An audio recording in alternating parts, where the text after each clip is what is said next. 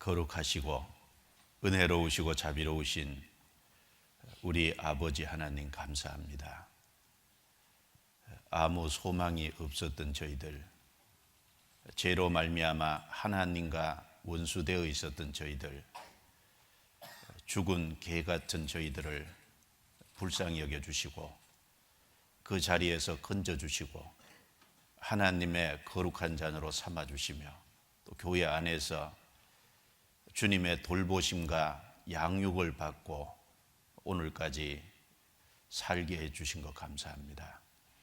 이번 2018 고등부 동계수련회를 주님께서 허락해 주신 은혜를 감사합니다. 고등부 수련회에 참석한 모든 고등부 형제 자매들, 주님께서 그 마음과 생각을 붙잡아 주시고 이번 2박 3일 수련회를 통해서 하나님의 선하시고 기뻐하시고 온전하신 뜻이 무엇인지, 우리가 살아가야 될 삶의 기준이 무엇인지 마음판에 바르게 세울 수 있도록 도와주옵소서. 또 처져 있는 심령은 회복해서 소성케 해주시고 또 침륜에 빠지고 낙담에 빠져 있는 그런 영혼들, 그런 마음들을 살려주셔서 힘있게 주를 위해 살도록 도와주옵소서. 이번 2박 3일 말씀들을 통해서 우리 마음을 하나님의 뜻에 정할 수 있도록 결심하고 다짐하고 이곳을 떠날 수 있도록 도와주옵소서. 이 시간도 오직 주 성령께 의지합니다. 각 사람에게 유익하고 소중한 시간이 되도록 도와주옵소서. 우리를 구원해 주신 주 예수님 이름으로 기도드려옵니다. 아멘. 성경 민수기 6장을 찾겠습니다.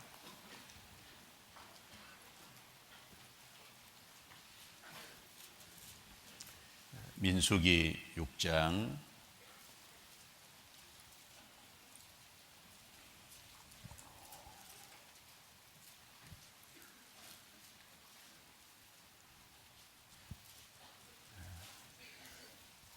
민수기 6장 1절부터 8절까지를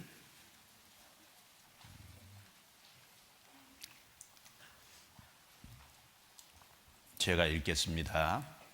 여호와께서 모세에게 일러 가라사대 이스라엘 자손에게 고하여 그들에게 이르라. 남자나 여자가 특별한 서원 곧 나시린의 서원을 하고 자기 몸을 구별하여 여호와께 드리거든 포도주와 독주를 멀리하며 포도주의 초나 독주의 초를 마시지 말며 포도즙도 마시지 말며 생포도나 건포도도 먹지 말지니 자기 몸을 구별하는 모든 날 동안에는 포도나무 솟아는 씨나 껍질이라도 먹지 말지며 그 서원을 하고 구별하는 모든 날 동안은 삭도를 도무지 그 머리에 대지 말 것이라. 자기 몸을 구별하여 여호와께 드리는 날이 차기까지 그는 거룩한 즉 그 머리털을 길게 자라게 할 것이며 자기 몸을 구별하여 여호와께 드리는 모든 날 동안은 시체를 가까이 하지 말 것이요 그 부모 형제 자매가 죽은 때에라도 그로 인하여 몸을 더럽히지 말 것이니 이는 그가 자기 몸을 구별하여 하나님께 드리는 표가 그 머리에 있습니다. 자기 몸을 구별하는 모든 날 동안 그는 여호와께 거룩한 자니라. 거기까지입니다.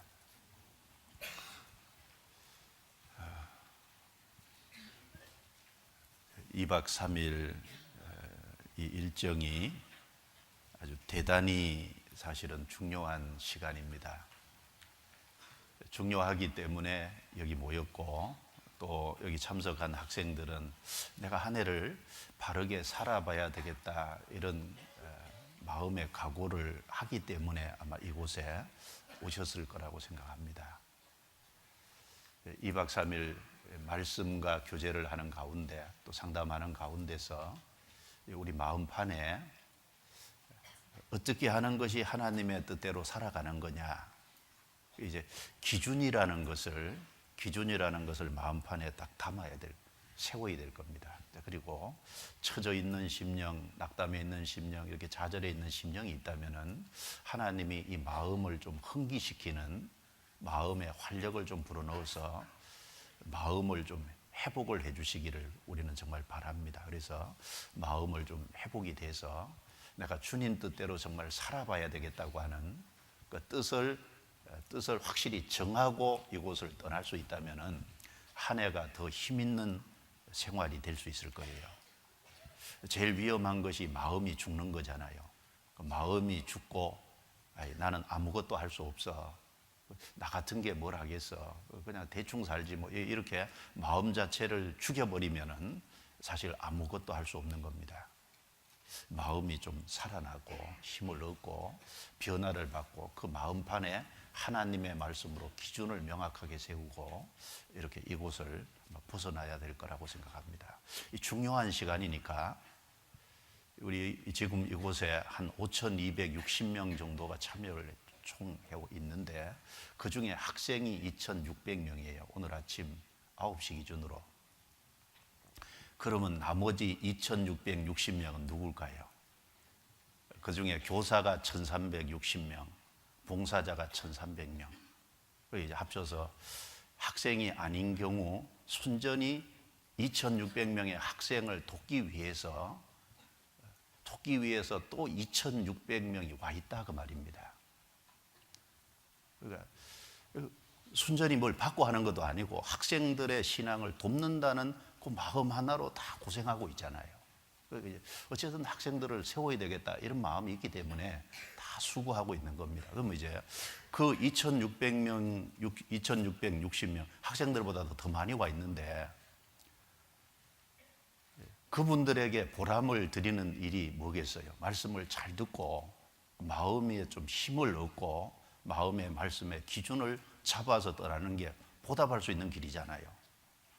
그래서 나 한 사람을 위해서 한 사람씩 붙어 있다 이렇게 생각하면 맞을 거예요. 그렇지 않습니까? 그게 얼마나 소중한 시간이냐 그 말이에요. 그래서 헛되게 보내면 안 될 겁니다. 오늘은 이 나시린이라는 제목으로 말씀을 좀 나누려고 합니다. 이 민수기 6장은 나시린에 대한 규례입니다. 나시린이라는 뜻은 구별된 자다 이런 뜻이죠. 왜 자기 몸을 구별할까요? 여기 반복되는 말씀이 여호와께 드리거든 여호와께 드리는 모든 날 동안에는, 그러니까 왜 몸을 구별하냐 하면은 구별해야 될 이유가 오로지 하나님께 자신을 드리기 위해서, 하나님이 쓰시도록 하나님이 사용하시도록 하기 위해서 자기 몸을 구별하는 거예요. 이 나시린에는 성경에 보면은 두 부류가 있잖아요. 날 때부터 나시리는 사람이 있고, 그 다음에 살아가는 삶 속에서 하나님을 바르게 알고 어떤 특별한 일정한 기준을 어떤 그 기간을 정해가지고 그 기간을 하나님께 내가 드려야 되겠다라고 특별한 어떤 기간을 선정해서 나시린이 되겠다고 서원해서 나시린이 되는 경우가 있습니다. 날 때부터 나시린 된 사람, 자기 특별한 기간을 주님께 드리겠다고 서원해서 나시린. 그게 이제 서원해서 나시린이 되는 그 내용을 여기 민수기 6장에 이야기를 하고 있는 겁니다. 남자나 여자나, 남자만 서원하는 게 아니고 여자도 나시린의 서원을 할 수 있잖아요. 출생할 때부터 구약 성경에 나시린인 사람이 있잖아요. 누구냐면 대표적인 사람이 삼손과 사무엘입니다. 사사기 13장 14장에 보면은 하나님이 삼손의 아버지 어머니에게 아이를 주겠다고 약속하면서 이 아이는 나시린이다라고 처음부터 지정을 해주셨어요. 그래서 이제 아이가 태어나면 포도주나 독주를 멀리하고 시체를 가까이 하지 말고, 그리고 그 머리에 삭도를 대지 마라. 삼손이 머리가 길잖아요. 삼손은 대표적인 나시린입니다. 그리고 이 사무엘은 사무엘의 어머니 한나가 자식이 없으니까 고통받는 가운데서 하나님께 간절히 기도를 하고, 하나님께서 아이를 주시면은 내가 그 아이를 평생을 하나님께 드리겠나이다. 그래서 서원에서 낳았는데, 그러니까 어머니의 서원 때문에 사무엘은 나실인이 된 겁니다. 날 때부터. 신약 성경에 대표적인 나실인은 세례 요한과 예수님입니다. 예수님은 말할 것도 없죠. 예수님은 처음부터 하나님의 뜻을 이루기 위해서 왔고 실제로 하나님의 뜻을 온전히 이루셨습니다. 자, 그리고 세례 요한도 날 때부터 모태로부터 성령이 충만한 자잖아요. 나실인입니다. 그리고 성경에 특별한 기간을 나실인의 서원을 해서 나실인이 된 사람들이 성경에 있는데, 그 신약 성경에 보면은 바울 사도도 아마 나실인의 서원을 했던 것 같아요. 바울 사도도. 성경에 여기 적고 한번 봅시다. 사도행전 18장입니다. 사도행전 18장.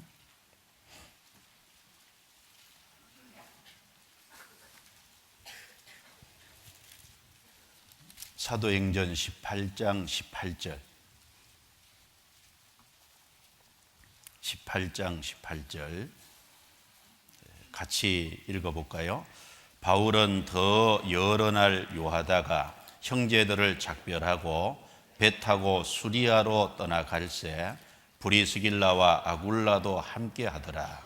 바울이 일찍 서원이 있으므로 갱그레아에서 머리를 깎았더라. 그러니까 바울 사도가 여기 아가야에 오랫동안 머물고 있다가 아가야 지역에서 이제 전도를 이제 마치고 수리아로 이제 건너갈 때 갱그레아에서 머리를 깎았는데, 왜 머리를 깎았냐면 서원의 기간이 끝났기 때문에 깎은 거예요. 그래서 일찍 서원이 있으므로, 그러니까 지금 서원한 게 아니고 서원을 과거에 일찍이 서원을 했던 것이 있는 거예요. 그래서 서원하면은 이제 머리털을 길게 자라게 둬야 되잖아요. 그 서원의 기간이 끝났기 때문에 머리를 깎았더라. 이걸 보면은 바울 사도도 하나님께 서원을 했던 것 같습니다. 즉 서원인데 특별히 나실인의 서원을 했던 것으로 보여집니다. 그 서원 기간이 끝나니까 머리 깎았잖아요. 어쨌든 이 나실인이 출생으로부터 또 어떤 특별한 기간을 정해가지고 그 하나님께 자기를 드리기로 서원하는 두 경우들이 있습니다. 그럼 이제 나실인이 이제 구별이라는 뜻인데, 그 특별히 나실인은 어디에서 구별되어야 되냐? 세 가지잖아요. 민수기 6장 넘겨보면, 민수기 6장 3절과 4절은 포도주나 독주를 멀리하라고 했어요. 나실인은 포도주나 독주를 멀리해야 되거든요. 포도주의 초나 독주의 초도 먹지 말아요. 생포도, 건포도. 이제 그리고 이 포도나무에서 나는 것은 씨나 껍질이나 어떤 아주 포도주와 독주, 술과 관련된 건 아주 철저히 아주 구별이 되는, 나실인은 술하고는 아주 담사해야 되잖아요. 그리고 나실인은 머리를 길게 길러야 됩니다. 나실인의 서원 기간 동안은 머리를 자르면 안 돼요. 그래서 5절에 그 서원을 하고 구별하는 모든 날 동안은 삭도를 도무지 그 머리에 대지 말 것이라. 자기 몸을 구별하여 여호와께 드리는 날이 차기까지 그는 거룩한즉 그 머리털을 길게 자라게 할 것이며, 머리털을 길게 자라게. 그래서 이 서원, 나실인의 서원 기간 동안은 머리털을 자르면 안 돼요. 머리가 길게 자라잖아요. 나실인, 저 사람이 나실인이구나 이렇게 보면은 금방 알 수 있는 특징 중에 하나가 몸에 머리털이거든요. 이스라엘 땅에서 머리털이 길다 그러면 저 사람이 나실인의 서원을 한 사람이구나, 그 사람 나실인이구나, 그걸 알잖아요. 그래서 7절에 보면은 끝에, 7절 끝에 이는 자기 몸을 구별하여 하나님께 드리는 표가 그 머리에 있습니다. 표가 어디에 있어요? 머리털이 있는 거예요. 머리털이 긴 것을 보면 저 사람 나시린이구나. 요즘 한국에 머리 길게 기르는 사람들인데 그런 사람 좀 기인이고 특별한 분들이고, 이스라엘 땅에서 과거에 머리를 길게 기른 사람은 주로 나시린입니다. 이게 탁 드러나게 돼 있는 거예요, 처음부터. 그리고 또 하나는 시체를 가까이 하면 안 돼요. 6절에 자기 몸을 구별하여 여호와께 드리는 모든 날 동안은 시체를 가까이 하지 말 것이요, 그 부모 형제 자매가 죽을 때라도 그로 인하여 몸을 더럽히지 말 것이니. 또 하나 금지되는 게 죽은 시체, 사체입니다. 그 사체가 어떤 사체냐? 뭐 일반 사체 말할 것도 없고요.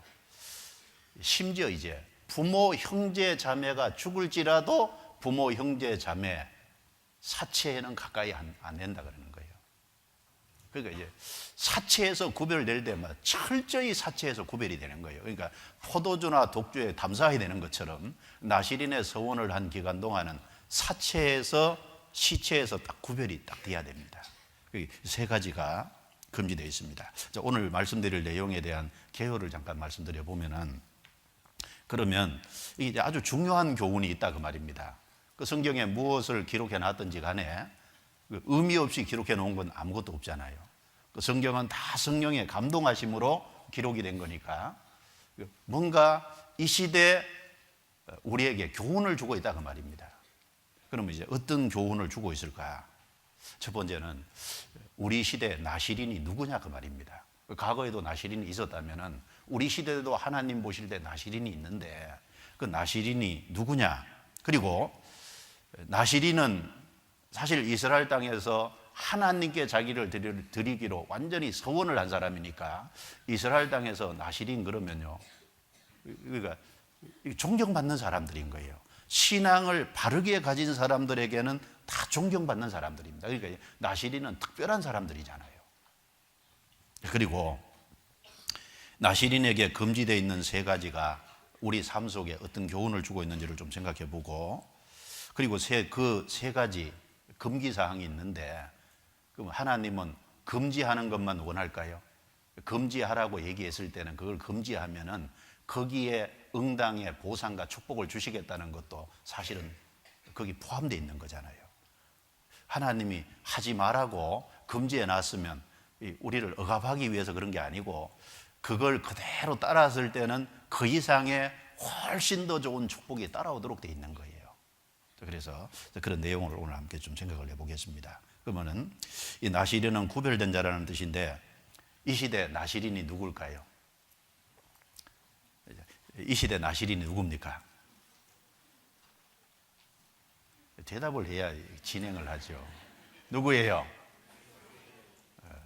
그렇죠. 그리스도인, 구원받은 사람, 확실히 구원받은 형제자매는 나, 그렇죠. 내가 나시린이다. 구원받은 사람, 자기가 나시린이지 않습니까? 예. 구원받은 사람은요, 하나님께 드려지기 위해서, 하나님이 쓰시도록 하기 위해서 하나님께 드려진 나시린인 거예요. 성경 여기 접고 고린도전서 1장을 찾겠습니다. 고린도전서 1장. 나시린이 구별된 자라는 뜻이지 않습니까? 구원받은 사람은 하나님께 드려지기 위해서 거룩하게 구별된 자입니다. 고린도전서 1장 2절.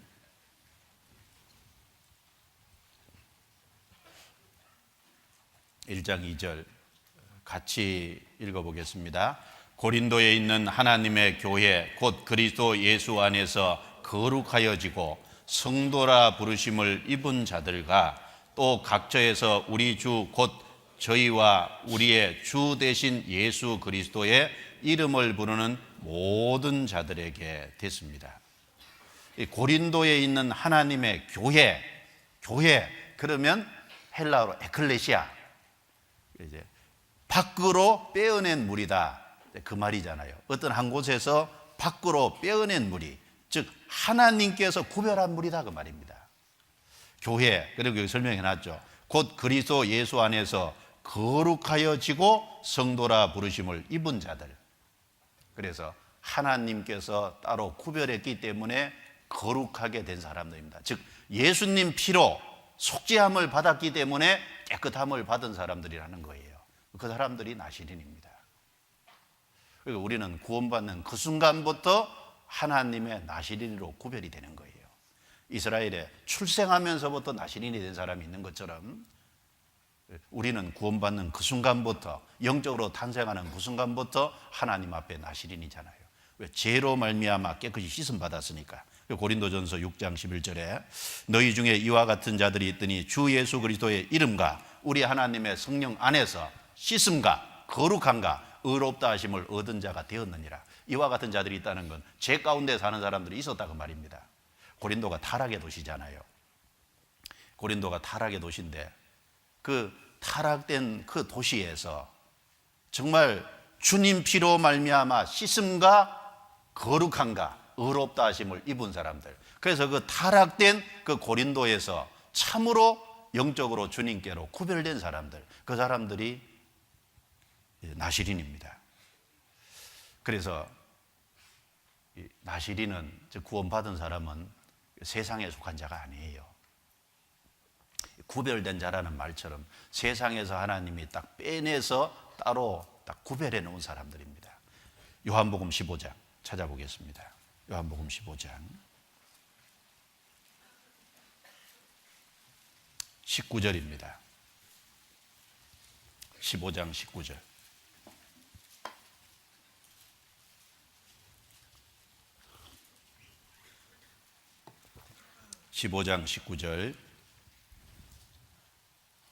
같이 읽어보겠습니다.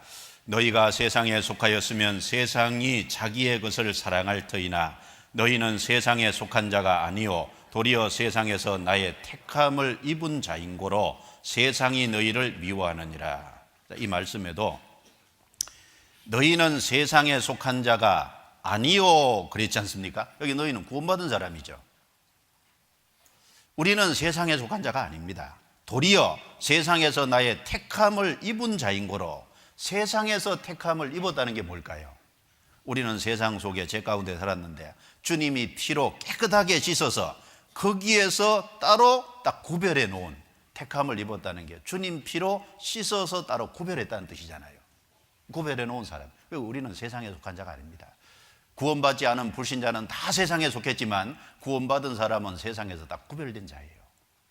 요한일서 5장, 여기도 이런 말씀이 있죠. 요한일서 5장 19절.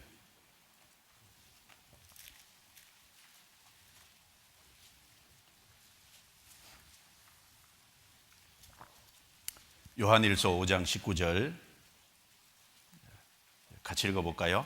또 아는 것은 우리는 하나님께 속하고 온 세상은 악한 자 안에 처한 것이며. 여기 우리하고 온 세상하고 대비해놨죠. 우리는 구원받은 사람이고 온 세상은 이 세상 자체를 말하는 것보다 세상에 있는 사람 말하잖아요. 그러니까 우리와 구원받지 않은 불신자는 다릅니다. 우리는 하나님께 속했어요. 하나님이 세상에서 불러내서 하나님께 소속이 되도록 해놓은 거고, 온 세상은 악한 자, 마귀에게 속한 겁니다. 그래서 하나님은 구별하시는 걸 참 좋아하시는 것 같아요. 그 성경에 보면은 하나님이 계속 나누시고 구별하시거든요. 창세기 1장에 보면은 하나님이 빛과 어두움을 나누고 구별하셨잖아요. 궁창 위의 물과 궁창 아래의 물을 나누셨잖아요. 구별시켰잖아요. 이 바닷속에 들어있는 땅을, 육지를, 무철 드러나라. 그러니까 이제 바다에서 땅을, 육지를 구별시키지 않습니까? 그러니까 하나님이 첫째 날, 둘째 날, 셋째 날, 넷째 날, 다섯째 날, 여섯째 날 창조하시고, 특별히 창세기 2장 3절에 가면 일곱째 날을 구별하셨잖아요.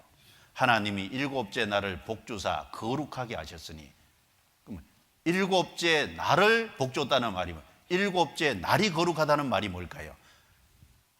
하루, 이틀, 사흘, 나흘, 닷새, 엿새, 그러니까 이제 6일 동안 천지를 창조했는데 그 앞에 6일하고 이 일곱째 날은 다르다 그 말이잖아요. 그러니까 이제 하나님이 일곱째 날을 따로 떼어 놓으신 겁니다. 창세기 1장, 2장에 보면 하나님이 계속 구별하고 나누시잖아요. 그리고 이제 온 세상에서 이스라엘을 따로 뽑아가지고 구별하셨잖아요. 그리고 이스라엘 민족 중에 레위 지파를 따로 또 구별하셨잖아요. 레위 지파 속에서 또 제사장 될 사람들을 아론 후손을 또 구별해 주셨잖아요. 하나님 계속 구별해 가십니다. 그리고 이제 하나님께서 지구상에 많은 땅덩어리가 있는데 그 땅덩어리 중에 특별히 가나안 땅, 시온 땅, 이스라엘 땅을 따로 구별했지 않습니까? 그리고 이스라엘 그 땅 중에서 예루살렘을 또 따로 구별하시잖아요. 그리고 예루살렘에서 성전 지을 장소를 또 구별하시는 거 봐요. 하나님 계속 구별해 가신다고 말입니다. 그리고 이스라엘 민족 중에서 하나님께서 그럼 레위 지파만 따로 구별해 있으니까 나머지 사람들은 그럼 주님께 자신을 완전히 드릴 수 있는 기간이 없냐 불만이 생길 수 있잖아요. 그러니까 남자나 여자나 누구든지 하나님께 자기를 드리기를 원하면 나실인의 서원을 하고 그 특정 기간 동안 하나님께 자신을 전적으로 드릴 수 있다 그 말입니다. 이스라엘 전체 백성 중에서 나실인을 또 구별하시잖아요. 그러니까 하나님이 구별하시는 것을 참 좋아하십니다. 하나님이 이 세상 불신자 속에서 타락되어 있는 죄 가운데서 예수님 피로 우리를 깨끗이 씻어서 우리를 속죄해 주시고 거기서 우리를 구별시킨 거예요. 그래서 구별이 된 사람은 누구 소유입니까? 하나님 소유인 거예요. 하나님 소유로 딱 구별해 놨거든요.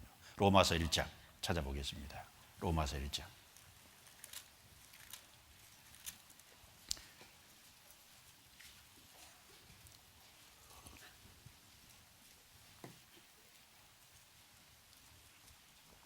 로마서 1장 6절.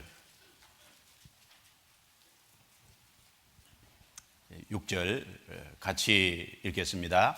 너희도 그들 중에 있어 예수 그리스도의 것으로 부르심을 입은 자니라.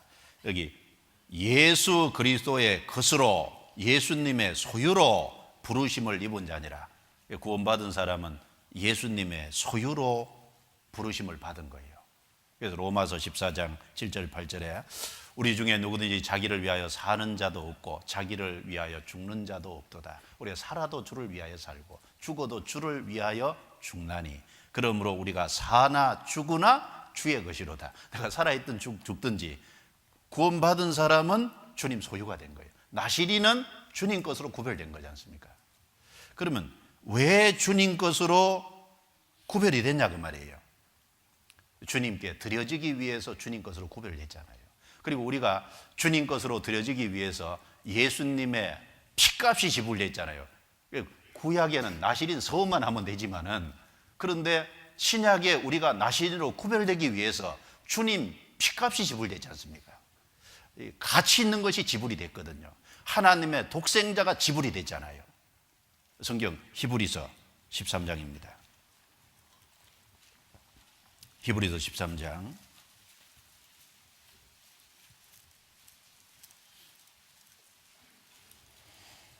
12절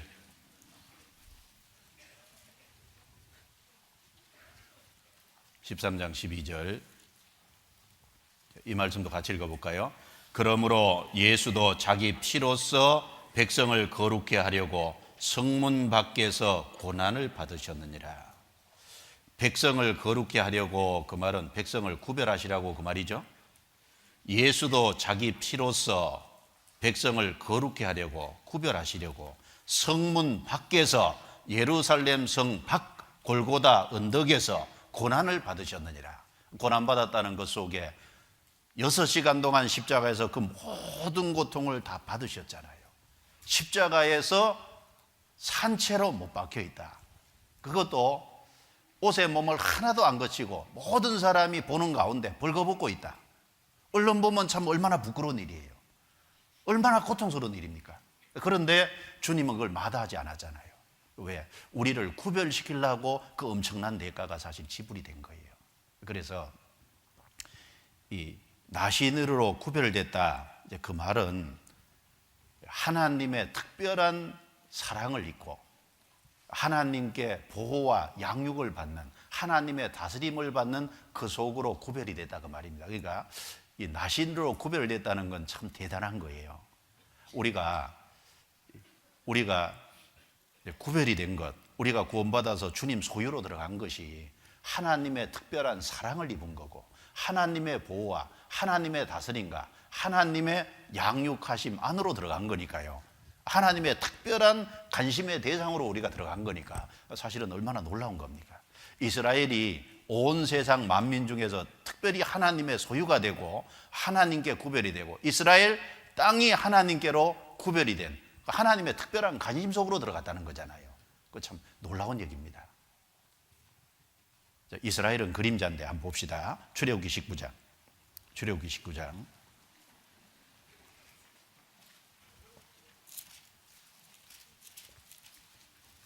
출애굽기 19장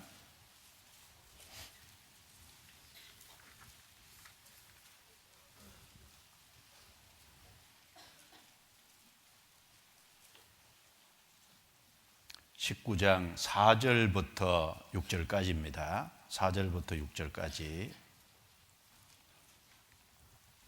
제가 읽어보겠습니다.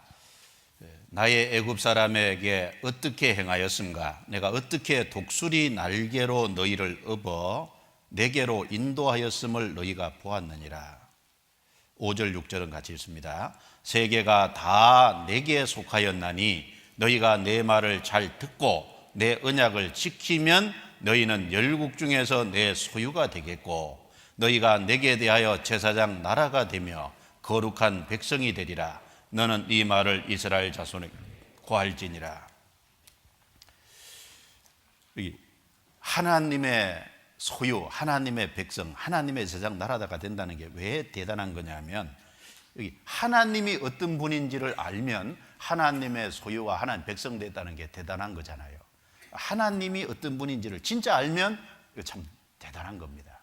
하나님 어떤 분입니까? 여기 5절에 세계가 다 내게 속하였으니 온 세계를 다 주관하시는 온 세계의 모든 주권자 되시고 모든 것을 소유하시는 그 하나님의 특별한 사랑과 관심의 대상이 됐다는 것 자체가 얼마나 놀라운 거예요. 너희는 내 소유가 되겠고 거룩한 백성이 되리라. 제사장 나라. 그러니까 이제 하나님과 이스라엘 백성들 온 세상이 있는데 그 이스라엘 백성들은 온 세상과 하나님 사이에 중간에서 중간 역할을 해주는 제사장 나라잖아요. 이 하나님의 백성이 됐기 때문에 하나님께서 원수되는 애굽을 심판했잖아요. 하나님이 거기서 건져내지 않습니까? 양의 피를 통해서 건져내시고 그리고 광야를 지나가는데 하나님이 독수리가 새끼를 날개로 엎는 것 같처럼 엎어서 가시잖아요. 그러니까 불기둥 구름기둥 두시고 인도에 가시고 그리고 하나님께서 하늘에서 만나 내려서 특별한 하늘 음식 먹게 하시고 그리고 마실 물이 없을 때 반석 쳐서 하나님이 물을 내서 갈증을 해소시켜 주셨다 그러면 하나님의 지대한 관심을 가진 백성, 관심의 대상이 되고 특별한 사랑을 받는 백성이잖아요. 이스라엘 땅은 하나님이 특별히 선택한 땅이기 때문에 하나님의 눈이 항상 지켜보고 있는 곳이잖아요. 성경 신명기 11장도 보겠습니다. 신명기 11장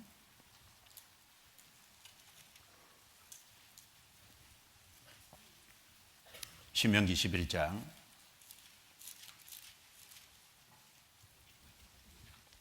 10절부터 12절입니다. 제가 읽어볼게요. 내가 들어가 얻으려 하는 땅은 내가 나온 애굽 땅과 같지 아니하니 거기서는 너희가 파종한 후에 발로 물대기를 채소밭의 댐과 같이 하였거니와 너희가 건너가서 얻을 땅은 산과 골짜기가 있어서 하늘에서 내리는 비를 흡수하는 땅이요. 12절은 같이 읽습니다. 내 하나님 여호와께서 권고하시는 땅이라 세초부터 세말까지 내 하나님 여호와의 눈이 항상 그 위에 있느니라. 그러니까 애굽 땅과 이스라엘 땅은 다른 거예요. 이스라엘 땅은 하나님이 특별히 구별했지 않습니까? 그러니까 어떻게 다르냐? 한마디로 얘기하면 애굽 땅은 자력으로 살아갈 수 있는 곳이에요. 그런데 하나님이 주신 특별히 구별한 이 가나안 땅, 이스라엘 땅은요, 하나님의 도우심을 받아야 살아갈 수 있는 땅이다 그 말입니다. 하나님이 권고하시는 땅이다. 권고라는 건 하나님의 특별한 돌보심이 있는, 그러니까 세초부터 세말까지 처음부터 끝까지 항상 여호와의 눈이 그 위에 있느니라. 하나님의 눈이 항상 그 위에 있어서 하나님의 지대한 관심을 받고 하나님의 특별한 사랑을 받는 곳이 가나안 땅이잖아요. 이스라엘 백성들이지 않습니까? 근데 그 이스라엘 백성하고 이스라엘 땅은요, 사실은 성도의 그림자인 거예요. 성도와 이 신약시대 교회의 그림자입니다. 그렇지 않습니까? 지금 우리 시대에 하나님의 특별한 관심, 특별한 사랑을 받고 하나님의 특별한 보호하심을 받고 하나님의 양육을 특별히 받고 있는 것이 누구예요? 구원받은 성도, 교회잖아요. 우리가 나시린이 됐다는 건요, 이건 정말 축복입니다. 이스라엘은 그림자고 진짜는 성도예요. 사실은 이스라엘을 통해서 하나님이 성도에게 얼마나 사랑을 베풀고 지대한 관심을 갖고 있는 것에 대한 그림자다 그 말입니다. 성경 베드로전서 2장, 이 출애굽기 19장 내용을 그대로 인용한 것이 베드로전서 2장 9절인데 이걸 성도에게 적용을 하고 있지 않습니까? 베드로전서 2장 9절.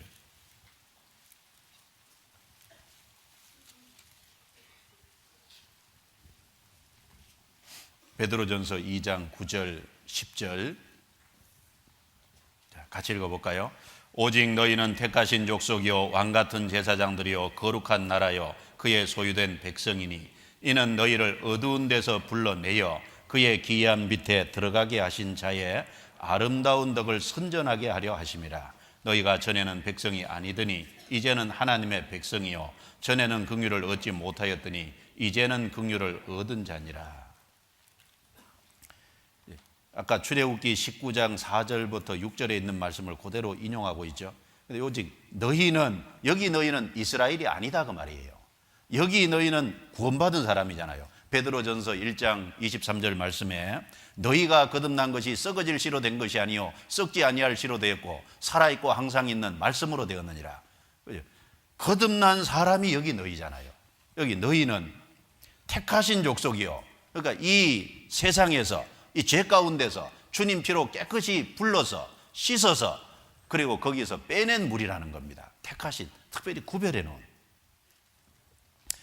왕같은 제사장이요 거룩한 나라요. 구원받은 사람 자신이 나라입니다. 그의 소유된 백성이니 우리 한 사람 한 사람이 다 주님 백성이잖아요. 전에는 긍휼을 얻지 못하더니 이제는 긍휼을 얻은 자가 됐습니다. 하나님의 백성이 아닌 사람이 백성이 된 거예요.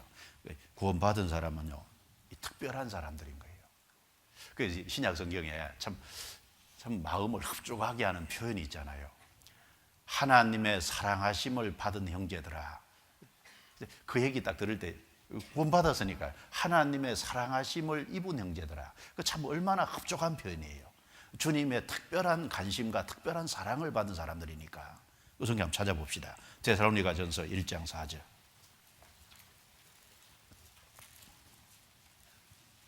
데살로니가전서 1장 4절.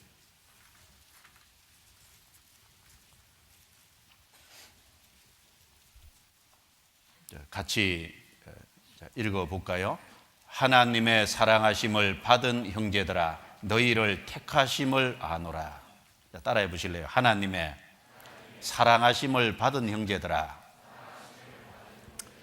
사랑하심을 받은 자매들아. 그죠? 하나님의 사랑하심을 받은 형제 자매지 않습니까? 그래서 로마서 1장 7절에도 로마에 있어 하나님의 사랑하심을 입고 성도로 부르심을 입은 모든 자라 그랬습니다.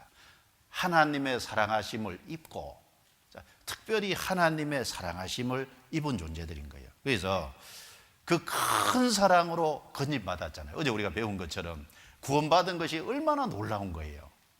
내가 지옥에서 건집받았다는 사실 하나만 가지고도요 사실은 평생 감사할 수 있는 이유를 가진 겁니다. 어떤 사람이 이런 말을 했죠. 하나님이 내게 어떤 것을 주시든지 간에, 즉 좋든 나쁘든 내게 무엇을 주시든 간에 우리는 항상 하나님께 감사할 수 있는 이유를 가진 자들이다. 맞죠? 그래서 에베소서 2장 4절에 5절에 긍휼에 풍성하신 하나님이 우리를 사랑하신 그 큰 사랑을 인하여 허물로 죽은 우리를 그리스도와 함께 살리셨고 너희가 은혜로 구원을 얻은 것이라.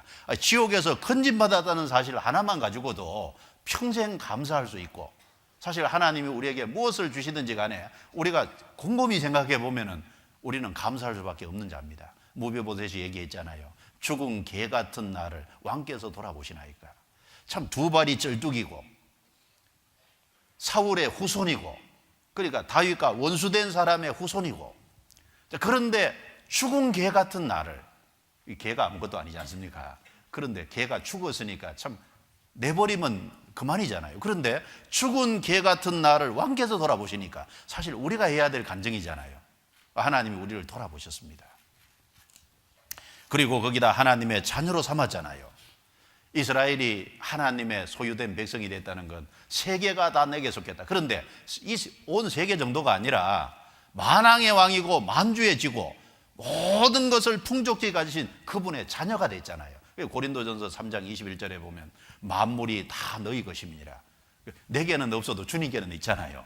주님이 필요한 때 우리에게 주신다는 의미에서 만물이 다 너희 것이며, 그 말이 맞아요. 만물을 주님이 우리 필요할 때 쓰시니까.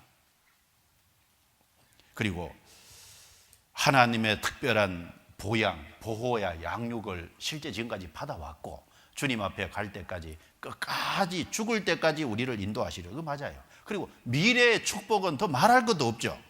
우리가 주님 앞에 섰을 때 받을 미래의 축복을 상상을 못 하잖아요.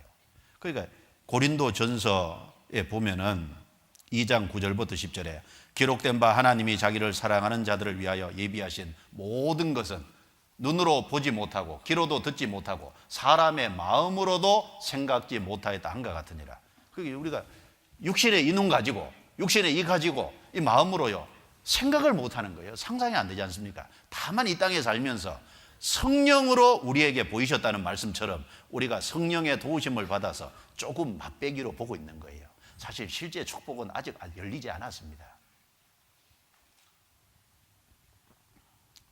그래서 이 구원받은 사람이요 실제 유명한 자가 맞아요. 세상에 구원받은 사람만큼 유명한 자가 누가 있어요?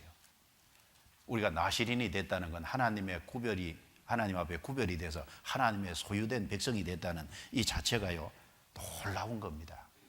고린도 성경 후서 6장을 한번 봅시다. 성경이 이렇게 말씀했죠. 이게 사실이 아니면 이렇게 말할 리가 없잖아요. 고린도 후서 6장 9절 10절.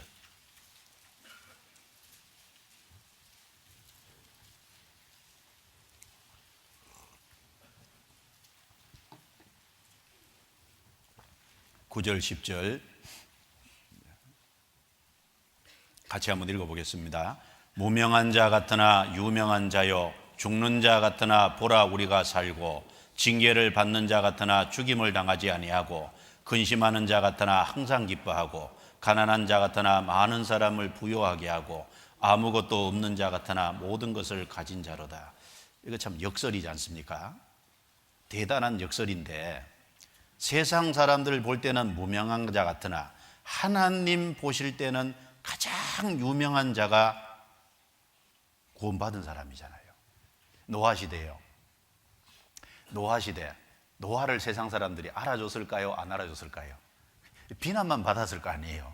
그런데 하나님 보실 때 하나님의 눈길은 항상 노아에게 있잖아요. 새초부터 새말까지 여호와의 눈이 항상 이스라엘 땅에 있다는 것처럼 노아가 그 시대 주인공이거든요. 아브라함 시대, 아브라함은 가나안 땅에 갔지만요 장막치고 계속 주거지가 일정한 곳에 일정하지 못하고 계속 옮겨 다녔잖아요. 아브라함에 대해서 사람들이 알아주냐고 말입니다. 안 알아줍니다. 그런데 하나님의 앞에 보실 때는 그 시대의 주인공은 아브라함인 거예요. 이스라엘 땅이 이스라엘 민족이 애굽에서 나왔잖아요. 광야 40년을 가고 있잖아요. 그 광야에서 고난받는 이스라엘 백성들, 세상 사람들은 안 알아줍니다. 그런데 하나님의 지대한 관심이 그 광야에 있는 이스라엘 백성에게 향해 있었잖아요. 눈길이 거기 향해 있었거든요. 예수님이 오셨다 가신 이후에 11제자 하나 추가 마띠아가 돼서 12제자, 그리고 이제 초대교회 로마라는 그 세력이 다스리고 있는 상황에서 로마를 알아주지요. 특별히 이스라엘 땅에 변방에 그 12제자 안 알아줍니다. 그런데 하나님의 지대한 관심이 그 12제자에게 향해 있었잖아요. 그러니까 사실은 우리가 무명한 자처럼 보이지만 하나님이 이 시대에요 트럼프나 시진핑이나 거기 하나님의 눈길이 가 있는 게 아닙니다. 하나님의 눈길이 어디가 있어요? 나실인 하나님께 구별된 이 고등부 학생들 정말 구원받았다면 나실인이 맞고 거기에 하나님의 눈길이 가 있잖아요. 하나님의 특별한 관심, 사랑이 거기 가 있지 않습니까? 그리고 여기 가난한 자 같으나 많은 사람을 부유하게 하고, 이게 맞다 그 말입니다. 예루살렘 성전에 들어가는데 성전 미문에 안진뱅이가 앉아서요, 이 베드로와 요한에게 뭘 달라고 구걸하는 거예요. 베드로와 요한이 이야기를, 은과 금은 내게 없거니와 나사렛 예수 그리스도의 이름으로 걸어라. 발과 발목에 힘을 얻고요, 벌떡 일어나서 걷고 뛰고 하나님을 찬양했잖아요. 그 사람에게 정말 필요한 것은 뭐겠어요? 돈 몇 푼이 아니라 정말 일어서는 거잖아요. 정말 중요한 걸 줄 수 있잖아요. 우리가 은과 금은 없을지라도 정말 중요한 걸 갖고 있는 사람들을 믿음으로 부유케 할 수 있는 것을 갖고 있다고 말입니다. 아무것도 없는 자 같으나 모든 것을 가진 자로다. 여러분, 부모에게 음성한 것이 있다면요, 그 부모의 자녀로 태어났다면 아직 자기 것이 아니지만 부모에게 있으나 다 자기 것이잖아요. 그렇지 않습니까? 하나님은 모든 것을 소유한 분입니다. 모든 것을 가진 자라는 말이 맞는 거예요. 우리가 영원한 천국에 가서 하나님 앞에 섰을 때 예수님과 공동 상속자라 그랬잖아요. 예수님이 누리는 것을 같이 누린다, 그런 의미에서 공동 상속자라고 말했습니다. 그 얼마나 놀라운 얘기예요. 천국 빨리 가고 싶은데 그렇잖아요. 요한계시록 22장 한번 찾아봐요. 요한계시록 22장.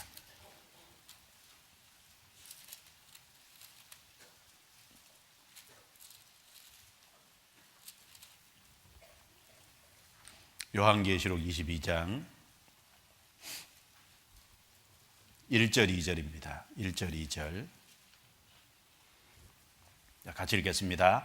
또 저가 수정같이 맑은 생명수의 강을 내게 보이니 하나님과 및 어린 양의 보좌로부터 나서 길 가운데로 흐르더라. 강 좌우에 생명나무가 있어 12가지 실과를 맺히되 달마다 그 실과를 맺히고 그 나무 잎사귀들은 만국을 소성하기 위하여 있더라.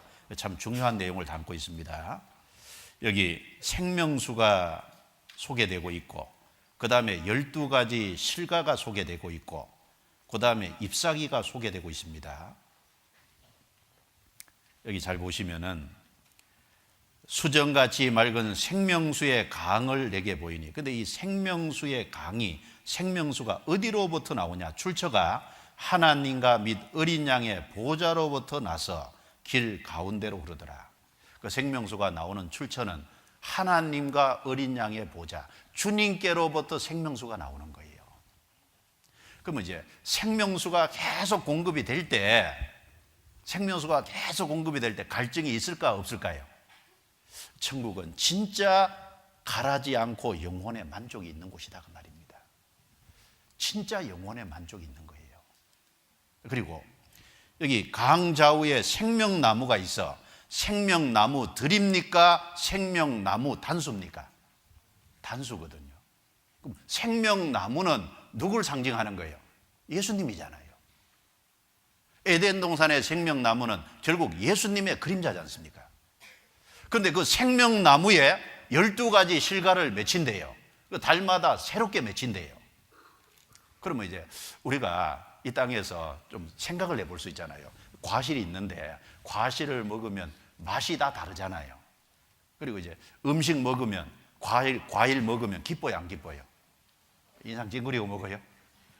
과일이 맛이 있으니까요, 기쁨으로 먹습니다. 그래서 성경 사도행전 14장에 보면 음식과 기쁨으로 너희 마음을 만족해 하셨느니라, 그 말씀이 있는데, 음식은 먹는 기쁨이 있는 거예요.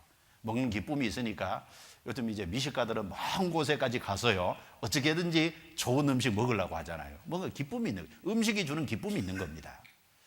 우리는 그럴 필요는 없어요. 그런데 생명나무 되시는 주님께로부터 12가지 실과가 나온다는 것은 뭘 우리에게 가르쳐 줄까요? 이제 새로운 즐거움들이 있는 거예요. 우리가 상상하기 어려운 즐거움들이 있는 겁니다. 달마다 맺힌다 그랬죠? 우리가 이제 새로운 즐거움들이 있는 거예요. 그러니까 우리가 천국에 들어가면 즐거움들이 계속 열리는데 우리가 상상할 수 없는 것이 펼쳐질 텐데 우리 아직 첫 장도 안 열렸다 그 말입니다. 그렇지 않습니까? 이 세상에서 조금 맛배기로 보고 있는 거잖아요. 그리고 그 잎사귀들은 만국을 소성하기 위하여 있더라. 그러니까 생명나무에서 나오는 실과도 있고 그 다음에 잎사귀도 있잖아요. 잎사귀가 소성한다 그랬거든요. 영어 번역에 보면은요, 치료한다고 번역되어 있는데 원래 치료한다고 번역하면 잘못 번역한 겁니다. 왜냐하면은 천국에는 아픈 사람이 없다 그러는데 치료한다고 하면 말이 안 되잖아요.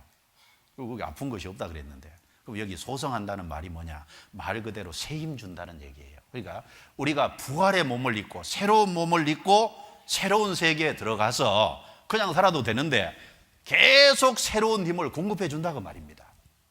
그러니까 주님께로부터 생명수가 계속 주어지니까 갈증이 없이 완전한 만족이 있고, 생명나무로부터 나오는 12가지 실과가 있으니까 새로운 즐거움이 계속 있게 돼 있고, 그리고 잎사귀들은 만국을 소성한다는 말씀처럼 우리에게 새 힘과 활력이 계속 주어지는 상황에서 영원히 사는 거니까 이거 참 상상하기 어렵잖아요.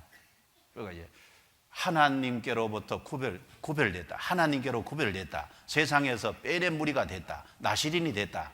참 축복입니다. 축복. 그 세상에 이런 축복은 없을 거예요.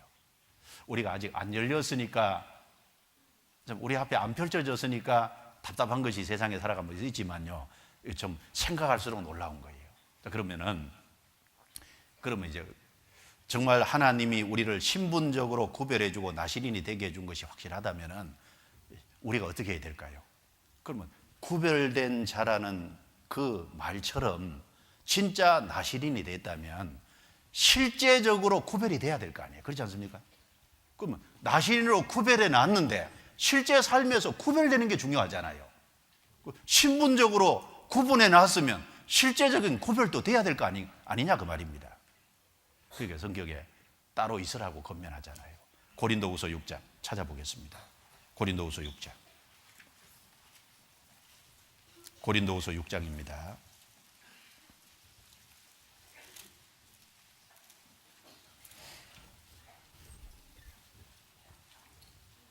고린도후서 6장 14절부터 7장 1절까지 제가 읽겠습니다. 너희는 믿지 않는 자와 멍에를 같이 하지 말라. 의와 불법이 어찌 함께하며 빛과 어둠이 어찌 사귀며 그리스도와 벨리알이 어찌 조화되며 믿는 자와 믿지 않는 자가 어찌 상관하며 하나님의 성전과 우상이 어찌 일치가 되리요. 우리는 살아계신 하나님의 성전이라. 이와 같이 하나님께서 가라사대 내가 저희 가운데 거하며 두루 행하여 나는 저희 하나님이 되고 저희는 나의 백성이 되리라 하셨느니라. 그러므로 주께서 말씀하시기를 너희는 저희 중에서 나와서 따로 있고 부정한 것을 만지지 말라. 내가 너희를 영접하여 너희에게 아버지가 되고 너희는 내게 자녀가 되리라. 전능하신 주의 말씀이니라 하셨느니라. 그런즉 사랑하는 자들아, 이 약속을 가진 우리가 하나님을 두려워하는 가운데서 거룩함을 온전히 이루어 육과 영의 온갖 더러운 것에서 자신을 깨끗게 하자. 여기 중요한 말씀이 17절에 너희는 저희 중에서 나와서 따로 있고, 자, 따라해 보시죠. 너희는 저희 중에서 나와서 따로 있고, 너희는 구원받은 사람이고 저희는 불신자잖아요. 구원받은 나시린은 불신자 중에서 나와서 구별돼서 따로 있고, 정말 하나님이 구별해 놓은 것이 확실하다면은 그 가운데서 실제적으로 따로 있고 구별이 돼야 될 거 아니냐 그 말입니다. 왜냐하면 신분과 위치가 다르잖아요.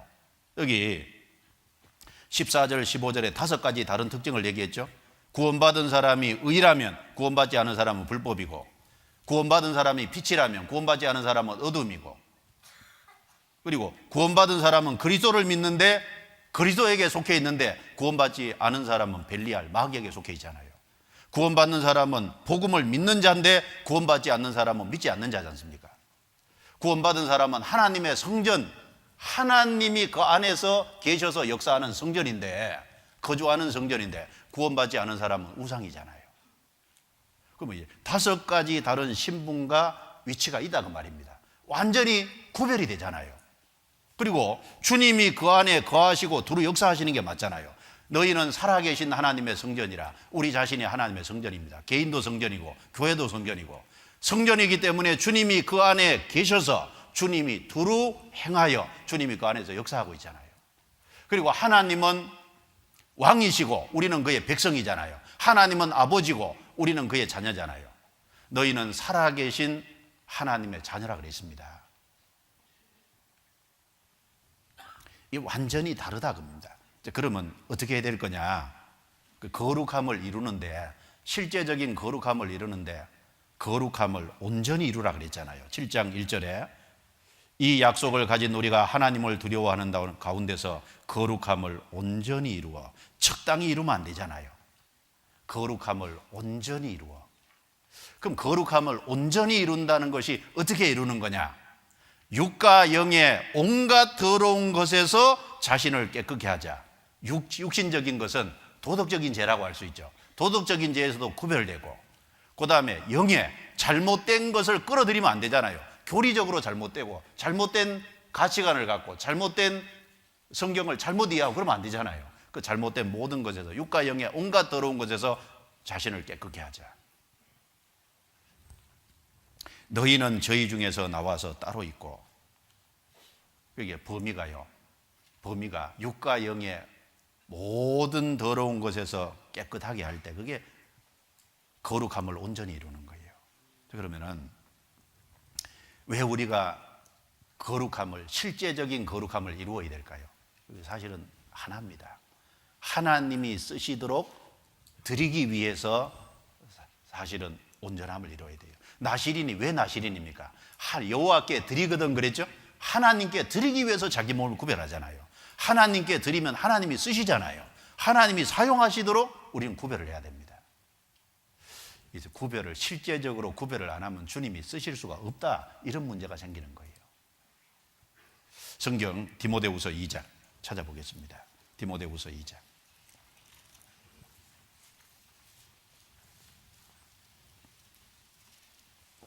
디모데후서 2장 15절입니다. 15절. 같이 읽어보겠습니다. 내가 진리의 말씀을 옳게 분별하며 부끄러울 것이 없는 일꾼으로 인정된 자로 자신을 하나님 앞에 드리기를 힘쓰라. 자신을 하나님 앞에 드리기를 힘쓰라. 자, 드리는데 앞에 부끄러울 것이 없는 일꾼으로 인정된 자로 깨끗해야 돼요. 드리면은 주님이 쓰시잖아요. 21절에 그러므로 누구든지 이런 것에서 자기를 깨끗하게 하면 기이 쓰는 그릇이 되어 거룩하고 주인의 쓰심에 합당하며 모든 선한 일에 예비함이 됨이라. 모든 선한 일에 예비함이 되리라. 그래서 이 고등부 시절에요, 젊은 시절에 실제적인 거룩을 이루어야 된다면 그 말입니다. 그래서 여기 21절에도 깨끗하게 하면 기이 쓰는 그릇이 되어 거룩하고 구별되고 말입니다. 하나님이 쓰시는 그릇으로 구별이 되는 거예요. 모든 선한 일에 예비함이 됨이라. 예비가 돼야죠. 그래서 여호수아 7장 13절에 보면요, 너희는 스스로 성결케 하여 내일을 기다리라, 그 말씀이 있는데, 스스로 자기 의지를 가지고 하나님 앞에 바른 생각을 하면 자기 의지를 가지고 스스로 성결케 하여 내일을 기다리라. 자기를 깨끗하게 하는 사람은 미래 주님이 자기를 쓰실 것을 위해서 준비하는 것이 되는 거예요.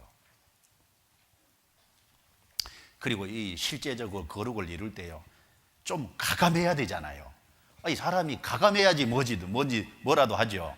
가감하지 않고 우유부단하면 뭘 하겠어요? 가감할 때는 가감해야 된다니까요. 근데 가감해야 될 때 마음이 우유부단한 거예요.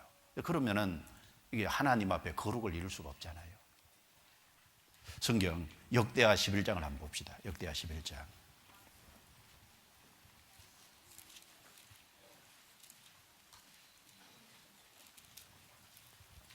역대하 11장 16절입니다. 11장 16절. 같이 읽어볼까요?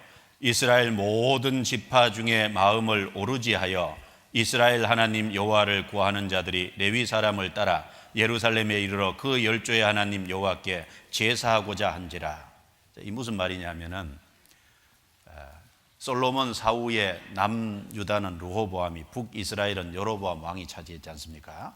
북이스라엘 10지파를 차지한 여로보암 왕이요, 베델과 단에다 금송아지를 세워놓고 이게 너희를 애굽에서 인도하여 건져 올린 신이니까 이걸 섬기라 그러고, 보통 백성으로 제사장을 삼고, 그리고 하나님의 절기를 비슷하게 바꾸고, 완전히 그렇게 바꾼 거예요. 그러니까 그때 제사장과 레위 사람들, 북이스라엘 진영에 속한 사람들이 싹 남유다로 옮겨온 거예요.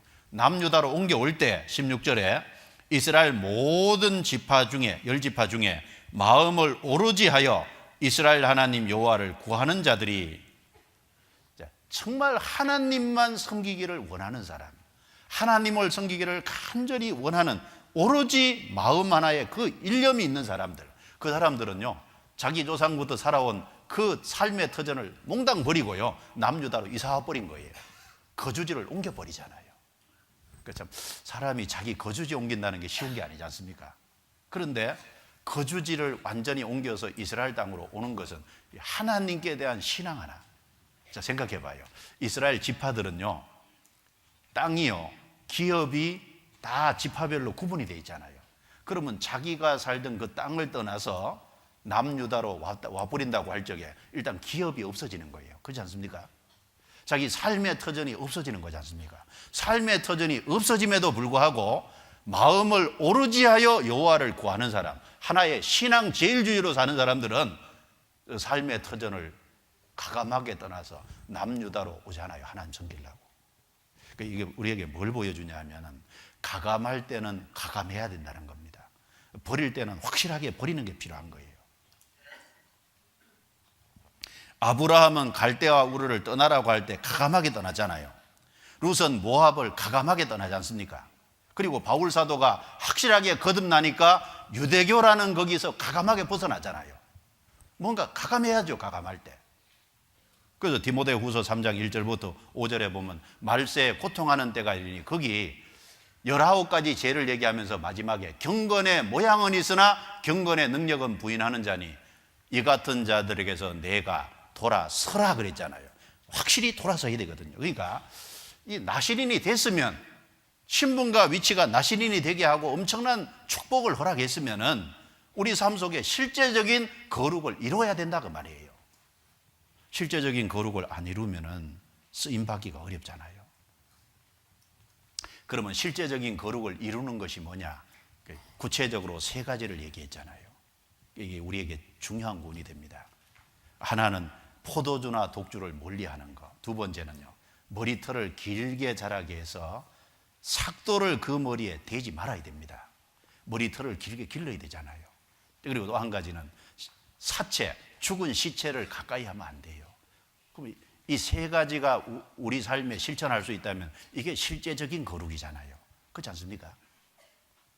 그러면 머리를 길게 자라게 한다는 건 무슨 의미를 담고 있을까요?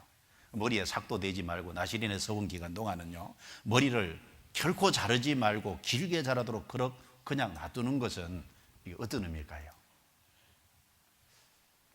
머리가 길게 막 자라면 편해요? 참 거추장스러울 때가 많잖아요. 머리를 다듬어야 되니까. 머리 한번 감으려고 그래도 어렵죠. 이제 머리를 길게 자라게 한다는 건 어떤 의미를 갖고 있냐면 딱 하나입니다. 순종이에요, 순종. 따라해보죠, 순종. 나시린은요, 순종해서 탁월해야 돼요. 그러니까 구원받은 나시린은 이 세상 안 믿는 사람하고 딱 구별이 되는 거 하나가 뭐 해야 되냐면, 저 사람 보니까 순종을 잘하는구나. 순종해서 아주 탁월해야 됩니다. 순종해서 세상 사람들과 완전히 구별이 돼야 돼요. 이 불순종의 시대를 살아가는 사람들 가운데서요, 순종에 탁월하면 정말 하나님이 기뻐하실 거 아니에요.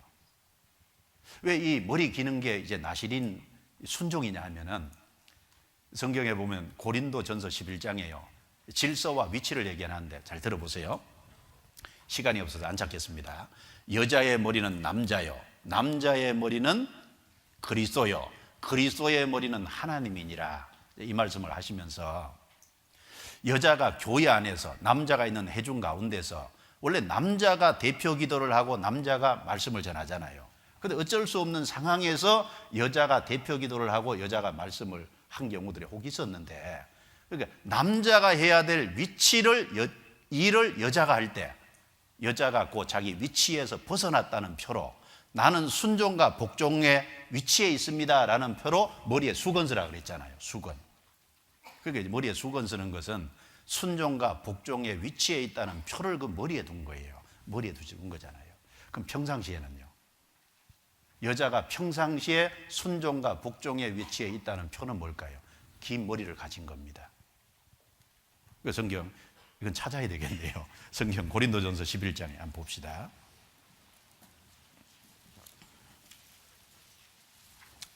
11장, 고린도전서 11장입니다.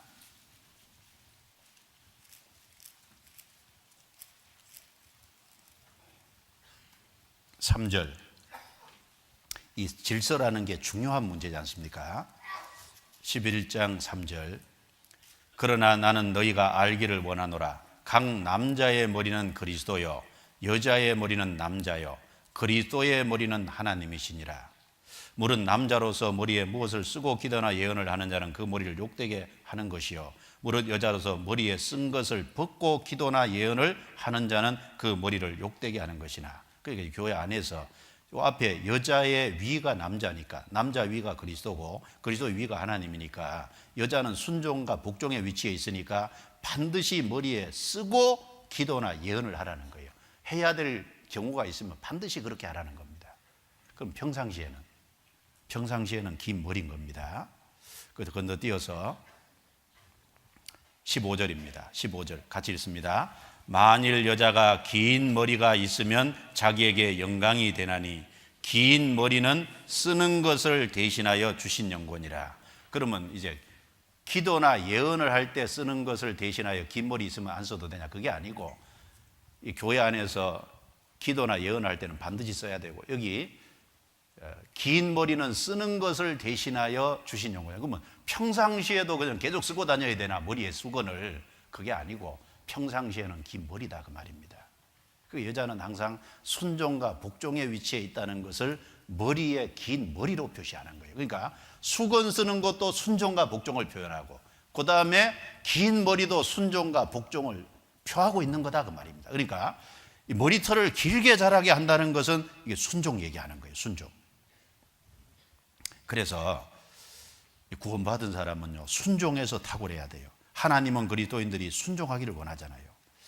이 시절에, 고등부 시절에요, 나시는처럼 순종하는 것을 배워야 되는 거예요. 전 시간에, 바로 전 시간에 부모에게 순종해야 된다, 그거 배웠잖아요. 예수님은 순종의 삶을 살았잖아요. 우리도 순종의 삶을 배우고 살아가야 됩니다. 하나님이 우리를 구원해 주시는 것이 순종하는 사람 만들려고 구원하신 거예요. 그러니까 믿음과 순종은 반드시 연결이 됩니다. 믿었는데 순종 안 한다, 그런 거 없어요. 믿으면 바로 순종하게끔 돼 있어요. 믿음과 순종은 연결되어 있잖아요. 그 성경에 이렇게 말씀했습니다. 로마서 1장 찾아보겠습니다. 로마서 1장 5절. 로마서 1장 5절입니다.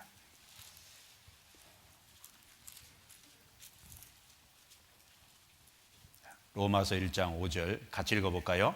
그로 말미암아 우리가 은혜와 사도의 직분을 받아 그 이름을 위하여 모든 이방인 중에서 믿어 순종케 하나니. 믿게 하나니 그렇게 말씀 안 했죠? 믿어 순종케 하나니. 믿음 다음으로 나아가야 될 것이 순종입니다. 순종해서 탁월해야 되는 거예요. 하나님이 왜 우리를 구원해 주셨냐? 왜 나신으로 구별해 주셨냐? 순종케 하나니. 순종케 하기 위해서 구별해 주신 거예요. 로마서 16장 같은 말씀이 있죠? 로마서 16장 26절. 이게 중요하지 않으면 왜 반복하시겠습니까? 로마서 16장 26절.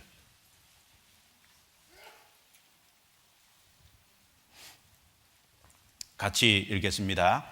이제는 나타내신 바 되었으며 영원하신 하나님의 명을 좇아 선지자들의 글로 말미암아 모든 민족으로 믿어 순종케 하시려고 알게 하신 바 그 비밀의 계시를 쫓아낸 것이니 이 복음으로 너희를 능히 경고케 하실. 여기 모든 민족으로, 한국 사람 들어가잖아요. 모든 민족으로 믿어 순종케 하시려고 알게 하신 바 그 비밀의 계시를 쫓아 된 것이다. 그 비밀의 계시는 복음이잖아요. 복음을 우리에게 믿게 하신 것은 믿어 순종케 하시려고, 모든 민족으로. 그 믿음하고 순종은 반드시 연결이 되어 있는 거예요. 하나님은 순종을 무척 좋아하셔요. 그래서 이 사무엘상 15장에 보면 순종이 제사보다 낫고라고 했지 않습니까? 순종하는 것이 제사보다 낫는 거예요. 사울은 순종해서 실패했잖아요. 사무엘이 올 때까지 7일을 기다리라. 7일 기다렸는데 사무엘이 올 때까지 기다렸는데 그거 못 기다리고 그냥 자기가 번제드려 보지 않습니까? 아말렉을 진멸하라. 아말렉을 치기는 쳤는데 좋은 것은 살렸잖아요. 아가공은 사로잡아 왔잖아요. 이 전쟁에서요, 노획물은 자기에게 아주 기쁨이 되잖아요. 그러니까 이제 적군의 왕을 사로잡아오는 것은 자기 명예의 이익이 되잖아요. 하나님은 진멸하라고 했는데 끌고 옵니다.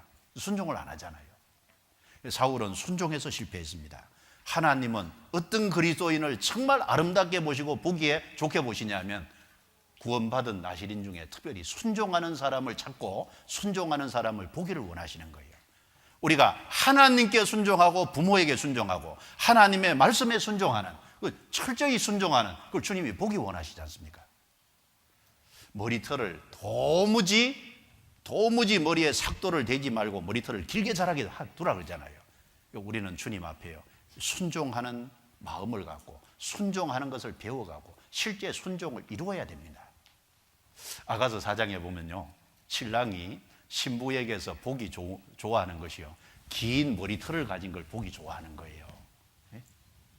그 성경 아가서 보겠습니다. 아가서 4장.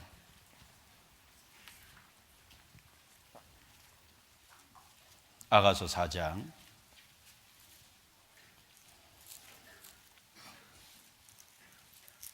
아가서 4장 1절입니다. 1절.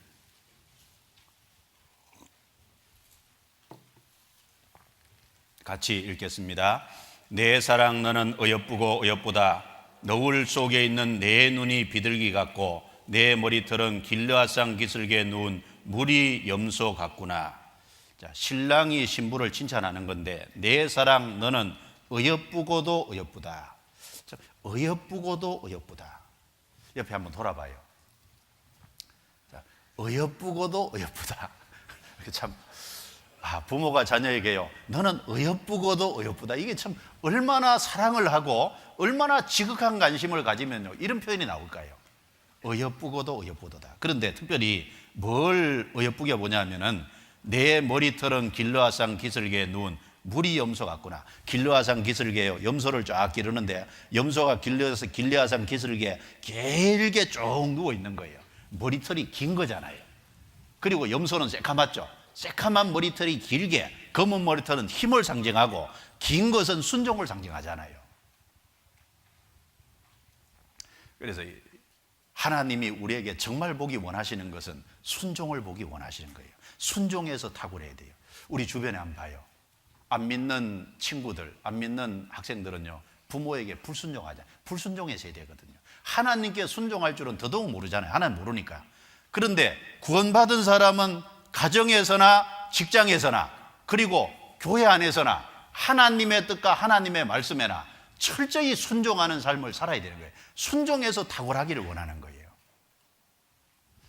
여러분, 순종을 하면요, 하나님이 순종하는 그거 보시고 나머지 다 풀어주시잖아요.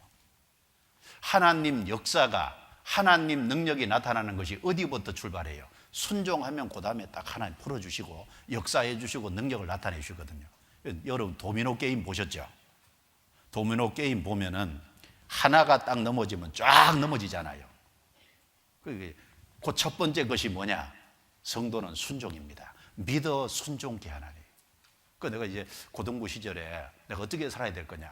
이게 순종하고 살아야 되겠다. 마음속에 딱 집어넣고 새기고, 순종을 하나님이 기쁘게 보시는구나.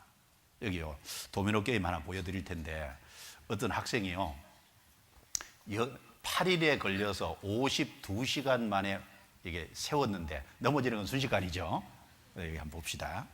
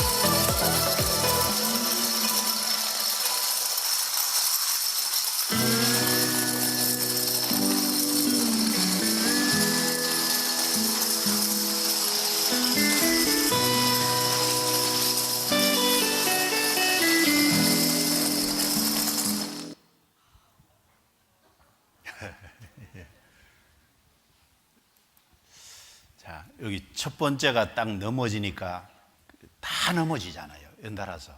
그럼 이제 가장 첫 번째, 우리가 신앙적으로 제일 첫 번째가 뭐냐? 순종이잖아요. 순종하면 거기서부터 하나님이 다 풀어주게 돼 있습니다. 순종하면 하나님이 역사를 나타내주고 능력을 나타내 주시게 돼 있잖아요. 하나님이 이 불순종의 시대에서요, 순종하는 사람을 진짜 찾고 계시잖아요. 순종을 중요하게 생각하고 순종을 크게 생각하는 사람을 하나님은 하늘에서 눈을 들어서 각 사람을 찾고 계시지 않습니까? 그런 사람이 나타나면 그런 사람을 역사의 무대에 세우고 하나님 쓰신다 그 말이에요. 여러분, 노아가 왜 새 시대의 주인공이 됐을까요? 모든 것을 물로 다 심판하고 나서 노아는 새로운 시대를 시작하는 주인공이 됐잖아요. 노아가 순종에 탁월했잖아요. 다 타락의 시대를 걷고 있는데 거기 구원받은 사람이 노아 가족만 있는 게 아니에요. 셋의 후손들도 거기 하나님께 속했음에도 불구하고 자기 마음대로 살아가잖아요. 그러나 노아는 여호와께 은혜를 입었더라. 노아는 다른 거예요. 노아는 순종해서 탁월했거든요. 하나님의 뜻을 알고 하나님의 뜻에 순종해서 탁월하니까 주님이 세워서 역사의 무대에 기게 쓰잖아요. 왜 다니엘을 하나님이 귀하게 쓰셨을까요? 다니엘은 뜻을 정하여 왕의 진미와 포도주로 자기를 더럽히지 아니하기로 결심하더라. 그러면 다니엘은 왜 왕의 진미와 포도주를 안 먹으려고 그랬을까요? 원래 구약의 이스라엘 백성들은 레위기 11장에 먹고 안 먹는 것이 엄격하게 금지되어 있잖아요. 왕의 진미 속에는요, 먹지 말아야 될 것이 많이 있는 거예요. 그러니까 다니엘이 음식에서부터 자기를 구별하기 시작했다는 것은요, 음식에서 구별하기 시작한 것은 다른 것은 말할 것도 없는 거예요. 그렇지 않습니까? 그러니까 하나님의 말씀에 자기를 철저히 순종하기를 원했으니까 다니엘을 위대하게 해줬잖아요. 그러니까 보세요. 다니엘을 위대하게 해주지 않습니까? 그러니까 순종해서 탁월해야 돼요. 순종하는 사람에게 주님이 축복을 반드시 해주십니다. 그리고 우리가 또 하나 생각해야 될 게, 포도주나 독주를 멀리하라 그랬잖아요. 그러면 실제 고등부 시절에 포도주 마시면 안 되죠? 성찬식 빼고. 실제 술 먹으면 안 되잖아요. 실제 담배 피우면 안 되잖아요. 실제 마약하면 안 되잖아요. 이 행한이 해가지고요, 한각상태에 들어가면 안 되잖아요. 그런 거 쓰면 안 되죠. 고등부 시절에 실제 술하고 이런 거 탐사해야 되지 않습니까? 잠언 23장 29절부터 내용에 보면요, 너는 술을 보지도 말지니라 그랬죠? 술을 보지도 말라 그랬습니다. 만약 술에 가까이 가고 그러면 조금씩 늘어가고, 그러면 그것이 뱀같이 너를 물고 독사같이 너를 쏘게 될 거다. 그건 뱀과 같은 역할을 하다. 뱀에 물리면 독이 들어가고요, 그럼 죽잖아요. 여러분, 이제 아론의 아들 중에 나답과 아비후가 있습니다. 원래 이스라엘 중에 존귀한 사람이거든요. 존귀한 사람인데 왜 인생이 하루아침에 확 뒤바뀌어가지고 죽음으로 들어갔냐 그 말이에요. 술 때문에 그렇잖아요. 원래 나답과 아비후가 존귀하거든요. 출애굽기 24장 한번 보겠습니다. 출애굽기 24장. 출애굽기 24장.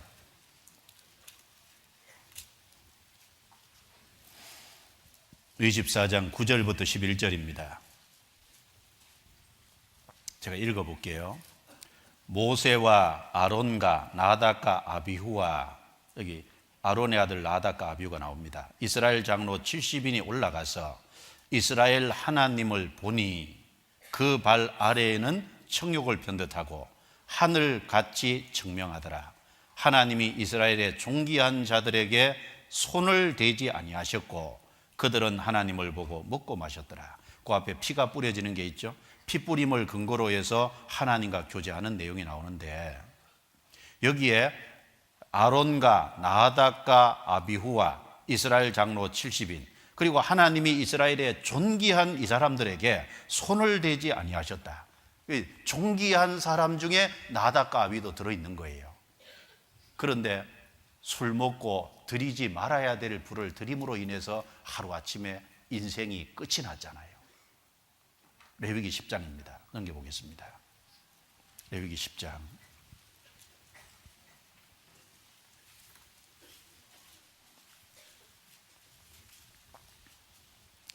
레위기 10장 1절입니다. 아론의 아들 나답과 아비후가 각기 향로를 가져다가 여호와의 명하시지 않은 다른 불을 담아 여호와 앞에 분향하였더니 불이 여호와 앞에서 나와 그들을 삼키매, 같이 읽습니다. 그들이 여호와 앞에서 죽은지라. 나답과 아비후가 하나님의 불이 내려와서 살라버려 죽었습니다. 어제 여호와의 불이 진끝을 살랐다는 것처럼 하나님의 심판을 받은 거예요.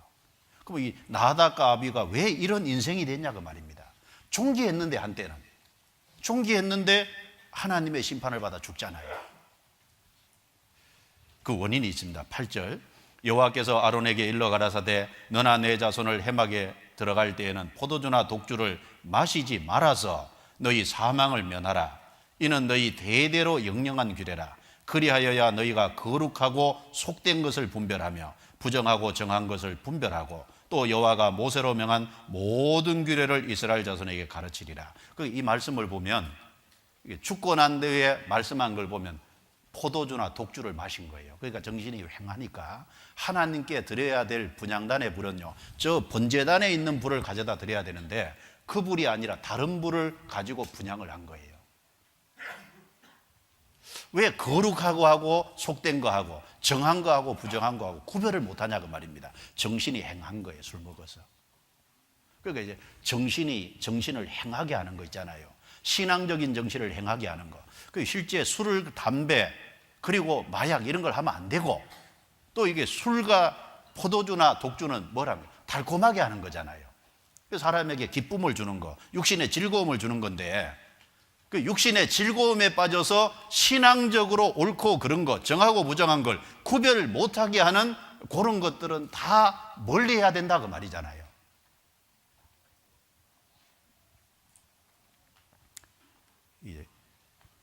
포도주나 독주를 멀리해야 됩니다.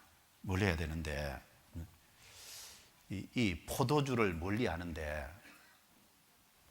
특별히 이 포도주 어디까지 하라 그랬냐면요, 이 포도즙도 마시지 말고 건포도나 생포도나 그리고 포도나무에 나는 건 씨나 껍질이라도 먹지 말지니라. 그러니까 아주 포도주나 독주를 멀리 하는데요, 철저히 구별되라는 거잖아요. 육신의 쾌락과 즐거움 이런 것이 오는 데서 철저히 구별되라는 말이잖아요. 여러분, 신앙을 흐리게 하는 것은요, 철저히 멀리 해야 되는 거예요. 구별되려면 어차피 철저히 구별돼야 되잖아요.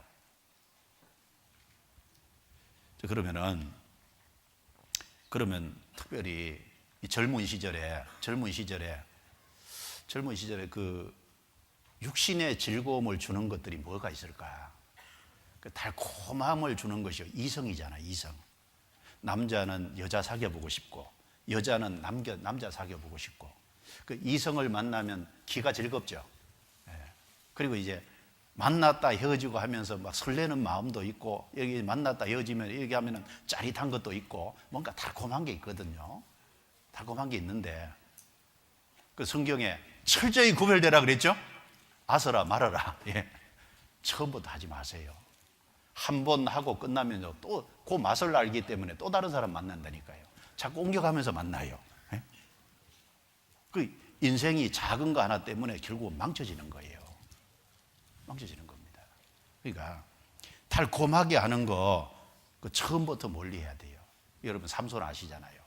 삼손이 사사기 14장에 보면 딥나로 내려가지 말아야 될 블레셋으로 내려가잖아요. 구별이 돼야 되는데 왜 내려가요? 블레셋 땅에. 그 내려가는 그 걸음 하나 때문에요, 걸음 하나 때문에 여러 여자하고 엮이게 되고, 마지막에는 들릴라하고 엮이게 되잖아요. 들릴라가 처음에는 삼손 마음속에 저 아래에 있었어요. 하나님이 위고 마음속에, 마음의 저울을 달아보면. 그런데 점점 들릴라의 무게가 무거워졌어요. 들릴라를 소중하게 생각하게 되고, 나중에는 죽을 지경이라, 뭡니까? 하나님 옆에 들릴라가 온 거예요. 나중에 시간이 더 지나가니까요. 머리털의 비밀을 가르쳐주고 신앙 딱 버리고, 그 다음에 들릴라가 더 마음속에 자리를 더 크게 잡았잖아요. 그게 이제 조금씩 올라와서 나중에는 삼손의 마음을 들릴라가 집어삼켰다고 말이에요. 신앙 버릴 정도로 집어삼켰잖아요. 그 달콤함이 결국 붙잡은 거예요. 그럼 왜 그러도록 내버려 두냐고 말이에요. 근데 그때 가서 끊으려고 그러면 어렵고, 어디에서요? 처음부터 들릴라 만나지 말아야 돼요. 그렇죠? 처음부터 안 해야 될 거 아니에요.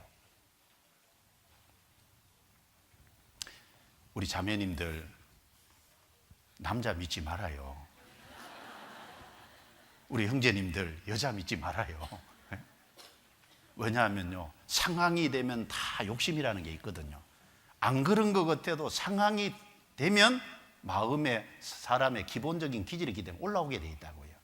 호기심 갖지 말아요. 거기에 호기심 가지면 안 돼요. 호기심은 큰 어떤 재앙으로 다가올 수도 있습니다. 창세기 35장 한번 찾아보시죠. 창세기 35장.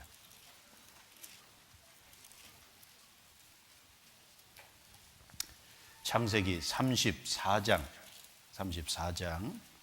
1절 2절 1절 2절 제가 읽겠습니다.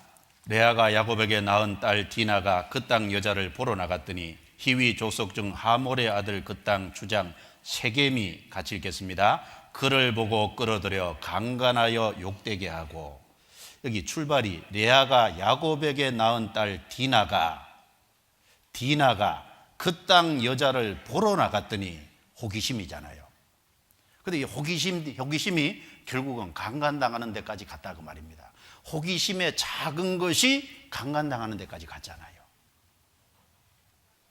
그러니까 이제 이성에 대한 호기심이 있을 수 있습니다.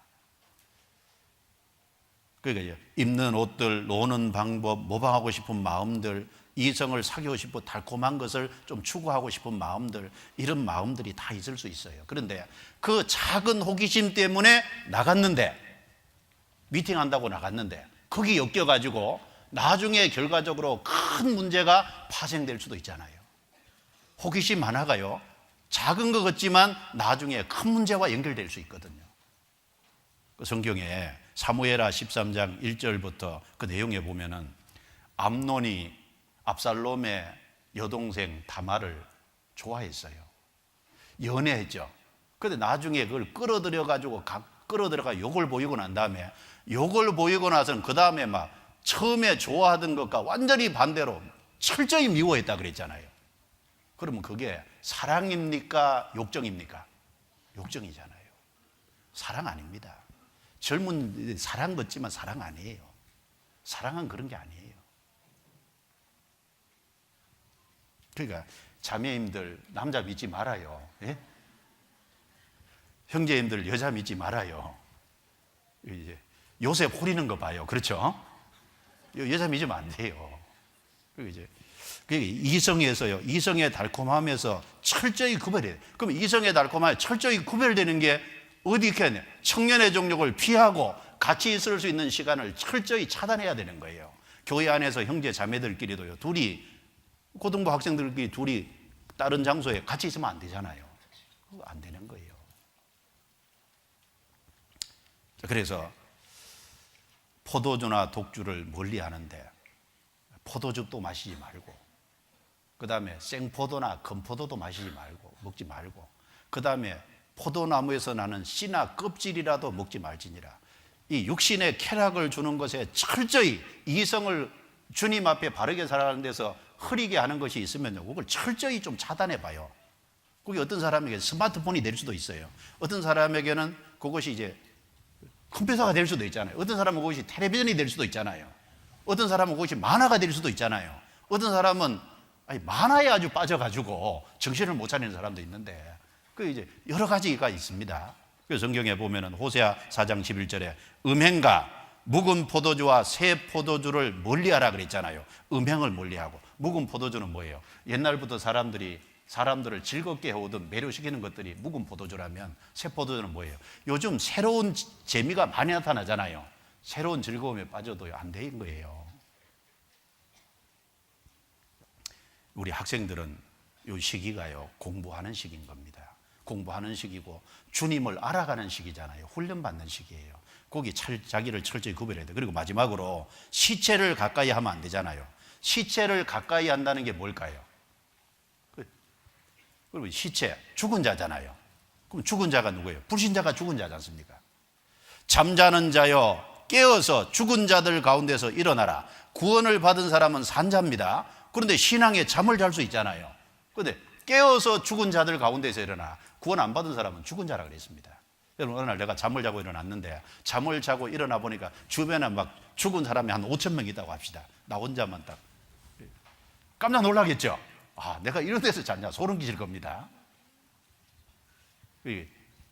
특별히 고등부 학생들, 이 학생들에게 사체를 멀리하라는 것은 어떤 교훈이 되냐면은 불신자 친구를 멀리하는 거예요. 나쁜 친구를 멀리하는 겁니다. 그러니까 특별히 이 시대에 중요한 게 뭐냐면 나쁜 친구를 멀리해야 되는 거예요. 그러면 멀리하라는 말이 아예 관계를 맺지 말라는 말이냐? 아니죠. 그럼 세상 밖으로 나가야 되잖아요. 그럴 수는 없고, 학생이니까 학생으로서 관계를 맺고 이렇게 살아가지만 나쁜 일에 참여하면 안 됩니다. 그런데 어울려 다니면 안 되는 거예요. 그런 데서 철저히 구별이 돼야 됩니다. 그러면 이제 어떤 친구를 사귀지 말아야 될까요? 레위기 11장 찾아봅시다. 레위기 11장.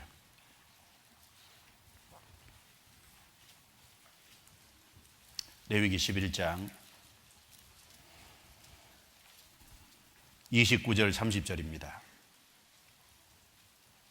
29절 30절 같이 읽어보겠습니다. 땅에 기는 바 기는 것 중에 내게 부정한 것은 이거라니 곧 쪽제비와 쥐와 도마뱀 종류와 학개와 육지악어와 수군과 사막 도마뱀과 칠면석척이라.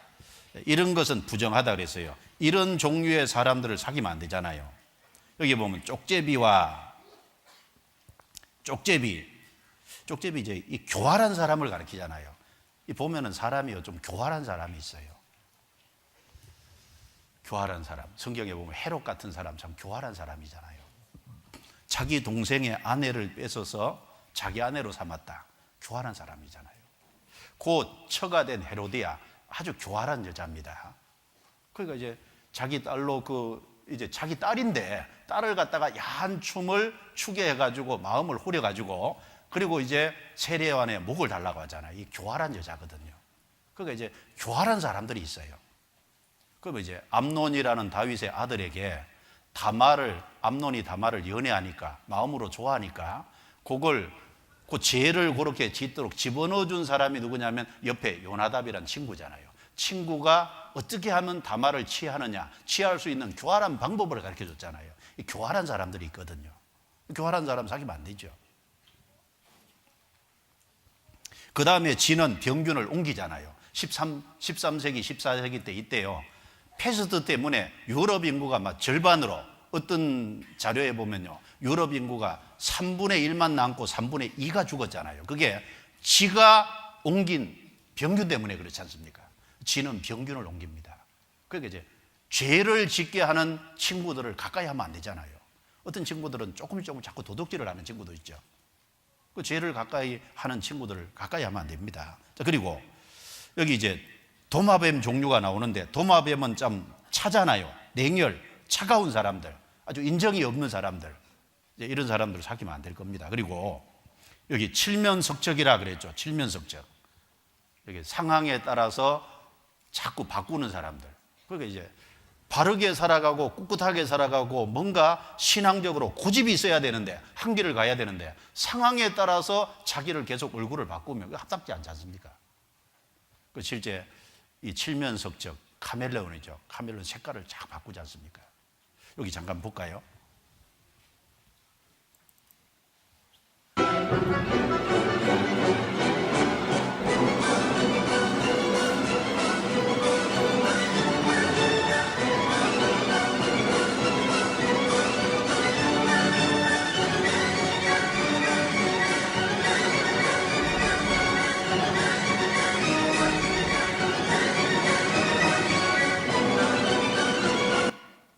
색깔이 바뀌지 않습니까? 그러니까 이제 상황에 따라서 임기응변식으로 해서 상황에 따라서 자기를 바꿔가는 사람, 그런 사람은 정말 옳은 사람이 아닌 거예요. 그런 친구들을 특별히 멀리해야 돼요. 어떤 친구들이 이렇게 생각할 겁니다. 아니, 내 자유를 가지고 내가 사귀고 싶은 사람 사귀는데 뭐 그렇게 말이 많냐, 이렇게 말할 수 있습니다. 누가 싫어해요? 하나님이 불신자 친구를 가까이 하면 좋아할까요, 싫어할까요? 하나님 싫어합니다. 싫어한다는 거 어떻게 하냐 한번 봅시다. 역대하 19장. 역대하 19장.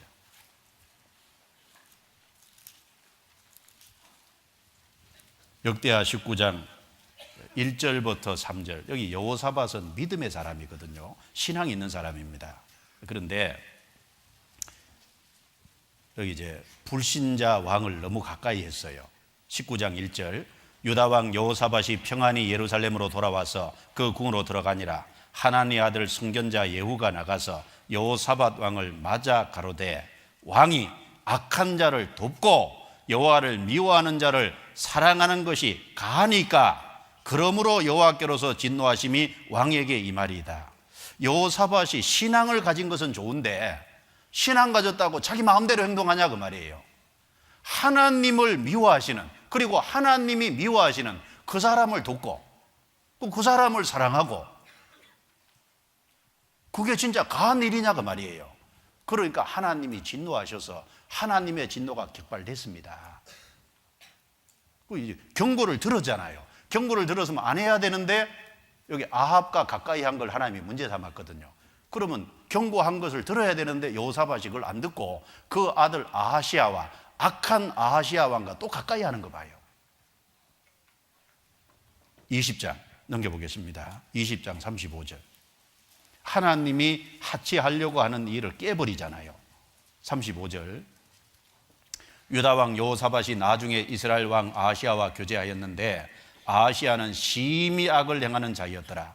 두 왕이 서로 결합하고 배를 지어 다시스로 보내고자 하여 에시온게벨에서 배를 지었더니 마레사 사람 도다와후의 아들 엘리에셀이 여호사밧을 향하여 예언하여 가로되 왕이 아하시야와 교제하는 거로, 사귀는 거로 여호와께서 왕에 지은 것을 파시리라 하더니 이에 그 배가 파상하여 다시스로 가지 못하였더라. 같이 합작해서 무역하려고 했던 것 같은데 하나님이 배를 깨뜨려 버렸지 않습니까?